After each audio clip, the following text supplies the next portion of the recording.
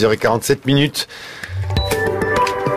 Les enjeux internationaux, Thierry Garcin, aujourd'hui, Chine-États-Unis. Un nouveau livre blanc vient d'être publié sur la défense. Un conflit entre les deux grandes puissances est-il imaginable? Votre invité, Thierry, le général Henri Paris. Général Paris, bonjour. Bonjour. Alors, merci d'être avec nous. Vous avez publié récemment aux éditions Nuvis un ouvrage intitulé, un gros ouvrage d'ailleurs, intitulé L'oncle Sam et le mandarin, qui passe en revue l'ensemble de l'appareil militaire chinois et qui propose une thèse. Alors, c'est cette thèse dont on peut débattre effectivement pour l'avenir. Oui. C'est l'idée qu'au fond, il risquerait d'y avoir un conflit, notamment militarisé, d'une façon ou d'une autre, ici ou là, en tout cas entre les deux puissances, les États-Unis et la Chine. Alors on sait que les États-Unis sont l'unique superpuissance dans tous les domaines. La Chine n'est une superpuissance que sur le plan économique, loin de là sur le plan politique et loin de là sur le plan militaire. Vous allez peut-être corriger ce propos. Et puis d'autre part, la Chine vient de faire sortir donc un nouveau livre blanc sur la défense qui a été commenté par les uns et par les autres, où on voit des ambitions non plus seulement régionales, notamment sur ses abords, mer de Chine méridionale, mais carrément mondiales, parce qu'ils disent par exemple que les voies, je les cite, les voies maritimes stratégiques sont devenues une préoccupation majeure pour la Chine elle-même, ce qui doit d'ailleurs chatouiller quand même les chefs militaires américains, puisqu'on le sait, les États-Unis sont toujours en position de vouloir assurer la liberté de navigation sur toutes les mers et sont les empereurs des mers d'une certaine façon aujourd'hui. Alors, quelle est la thèse que vous défendez? Mais avant de la voir, comment est-ce que vous évaluez la puissance militaire chinoise? Alors, je vais pas reprendre vos paroles parce que j'y adhère. De puissance régionale, les Chinois sont passés à une puissance internationale. Vis-à-vis des Américains, alors il y a ces dates qui marquent l'histoire. L'une de ces dates, c'est le 5 janvier 2012.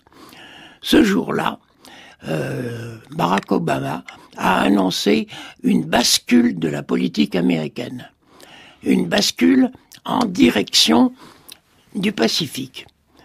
C'était très clair, hein. Les Américains veulent faire du Pacifique, enfin maintenir dans le Pacifique le fait que c'est un lac américain. Or, ça leur est disputé par les Chinois, qui eux, alors c'est leur livre blanc là, ils ont un arc qui va décourir jusqu'en Indonésie. Et à l'intérieur de cet arc, les choses sont claires pour eux, c'est chinois. Les îles japonaises, mais occupées par la Russie. Oui, je parle des Kourils, hein, comme l'Indonésie, elle n'est pas japonaise, elle est indonésienne. Hein. Mais enfin, voilà l'espace maritime que les Chinois revendiquent comme étant chinois. Et on peut dire, un point, c'est tout, c'est fini. Quiconque entre dans cet espace maritime est un adversaire des Chinois. Alors, ils sont adversaires des Américains. Ça fait longtemps d'ailleurs. On a droit à des choses extrêmement étonnantes et curieuses, comme une alliance, faut se tenir, du Vietnam, ex-ennemi des Américains, une alliance du Vietnam avec les Américains. Alors, fini la guerre du Vietnam, hein, 1975 marque le point final, et on passe à une alliance. Alors la guerre a déjà commencé, par personne interposée. Ce sont les chamailleries sur les îles, d'une part. Alors, par personne interposée, je dis, les Indonésiens, Taïwan, le Vietnam, les îles, les Senkaku, Gyeongju, ça dépend de quel point de vue on se place, hein, pour la dénomination. La sémantique est pas nulle, hein. Voilà. Et quant aux Chinois, ils ambitionnent une puissance maritime. Ils sont en infériorité manifeste vis-à-vis des Américains. Les Américains, pour me répéter, ont tout basculé. Oui, c'est ce qu'ils appellent d'ailleurs, ils appelaient le pivot. Le pivot. C'est le même mot en anglais. Oui, le pivot. Hein. Le pivot, on tourne, hein. C'est-à-dire, on bascule, on tourne, on abandonne l'Europe, on abandonne le Moyen-Orient qui se laisse pas abandonner, et on bascule sur le Pacifique.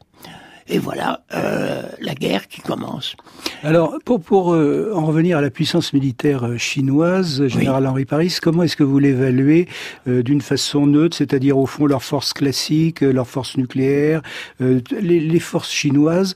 Alors, il y a un gros budget, ça c'est clair, de rattrapage énorme, comme l'Inde d'ailleurs, depuis une vingtaine d'années, on va dire, une très forte augmentation continuelle. Mais pour les hommes, les équipements, le matériel, comment est-ce que ça se présente? Alors, ils sont en infériorité navale, numérique et qualitative par rapport aux Américains. Ils ont un seul porte-avions. Les Américains en ont 10. Plus aucun en Méditerranée. Tous ont basculé. Et leur porte-avions, aux Chinois, le porte-avions chinois, Liaoning, le Liaoning, est un vieux porte-avions russe, à l'époque, qu'ils appelaient le Variag. Il a eu toute une épopée qui est grotesque d'ailleurs, et les Chinois l'ont amené à Dalian, leur port de guerre, et au large du golfe de Bohai, et là, ils l'ont modernisé comme ils ont pu. C'est surtout un porte-avions école, appelons les choses par leur nom. Ils ont quelques sous-marins, mais tous en retard qualitatif vis-à-vis des Américains. Ils ont 3 sous-marins nucléaires lanceurs d'engins. C'est une puissance nucléaire. Est-ce qu'ils en ont au moins un à la mer en permanence ou non? Non. Non. Oui, donc, et la raison des forces nucléaires terrestres. Oui, alors celles-là, elles sont opérationnelles. Elles sont opérationnelles. Et alors, la qualité, pour autant qu'on sache en général, mais la qualité des hommes, leur entraînement, leur motivation, leur expérience, parce qu'au fond, ils n'ont jamais travaillé ailleurs. Il y a eu un jour un affrontement avec le Vietnam en 79. Oui. Mais en fait, ils n'ont aucune expérience de la chose, à l'extérieur de chez eux depuis longtemps. Alors, vous avez raison, un affrontement en 79 qu'ils ont perdu, les Chinois, et un autre en 87, toujours vis-à-vis avec les mêmes, qu'ils ont également perdu. Ça leur a donné un coup de fouet pour la 4e modernisation, qui est celle des forces armées. Voilà. Alors, non, ils n'ont pas de sous-marins en permanence à la mer, tout simplement parce qu'ils ne peuvent pas tenir la mer, ces sous-marins. Alors pour votre thèse, je rappelle le titre de votre ouvrage, donc l'oncle Sam et le mandarin aux éditions Nuvis. Finalement, quel serait l'intérêt ou de l'un ou de l'autre à vraiment se frotter? Pour les Chinois, il est très net. Vous aviez parlé des détroits, le détroit. Question, c'est le détroit de Malacca. Si ils perdent le contrôle du détroit de Malacca, les Chinois, près de 50% de leurs importations pétrolières disparaissent. 50% de leurs besoins pétroliers. Oui, c'est une artère vitale pour le monde. Absolument vitale. Pour le monde, pour eux. Et pour eux en particulier. Pour eux. Pour les autres, non. Les Coréens et autres peuvent faire le détour. Les Chinois peuvent aussi, mais ça poserait des problèmes énormes. Mais au fond, d'une certaine façon même, ces détroits sont tenus en fait par les Américains et finalement la sécurité, ça les arrange que cette sécurité américaine, ça les arrange à Pékin que finalement les États-Unis fassent le gendarme. Si jamais les États-Unis étaient de leur côté, mais ils font pas les gendarmes, les Américains. Ils font les gardes-tiourmes. Alors voilà le problème. Par contre, les États riverains, Indonésie, Malaisie et autres, riverains du détroit de Malacca, ne font pas le poids par rapport aux Chinois, ni aux Américains bien sûr. Mais de toute façon, ils sont pas adversaires des Américains. Ils se précipitent dans les bras américains parce qu'ils n'ont pas d'autres bras. Quant aux Américains, ils ne tiennent pas trop à offrir un casus belli. Ils ne tiennent pas à la guerre, ils la veulent pas. Mais elle arrive du fait même de la politique américaine. Vous pensez en général, pour terminer, que les Chinois vont renforcer cet appétit ou cette vision mondiale de leurs intérêts ? Absolument. Sur le plan militaire, j'entends. Oui, absolument. Et ils ont une économie qui, pour 2015, doit faire 6,5% de hausse, de croissance. Ils ont de quoi nourrir une défense. À l'heure actuelle, on l'évalue à 145 milliards de dollars. C'est le deuxième poste au monde. Bon, c'est loin derrière les Américains, qui comptent plus de 700 milliards, mais c'est la deuxième au monde.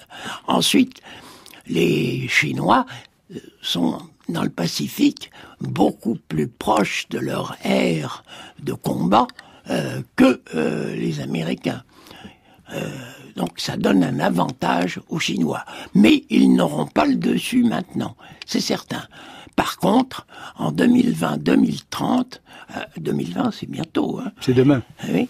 Alors, par contre, là, la question se pose.